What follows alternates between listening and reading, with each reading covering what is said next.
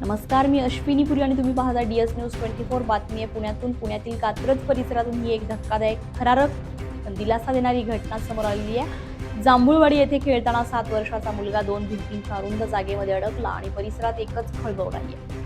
काल दुपारी सुमारे 3 वाजण्याच्या सुमारास ही घटना घडली आहे. मुलगा खेळत असताना 2 भिंतींच्या मधोमध अडकून पडला होता.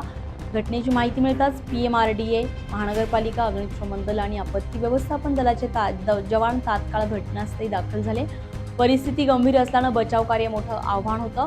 मात्र जवानांनी प्रसंगावधान राखत घन, बोल्ट, कटर आणि हायड्रॉलिक ब्रेकरसारख्या अत्याधुनिक उपकरणांचा वापर करून भिंतीचा काही भाग अत्यंत सावधपणे फोडला.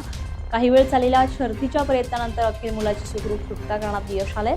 उपस्थित नागरिकांनी सुटकेचा निश्वास टाकत जवानांच्या धाडसाचं कौतुक केलंय. सुदैवानं या घटनेमध्ये मुलाला कोणतीही गंभीर दुखापत झाली नसून त्याला वैद्यकीय तपासणीसाठी रुग्णालयामध्ये दाखल करण्यात आलंय.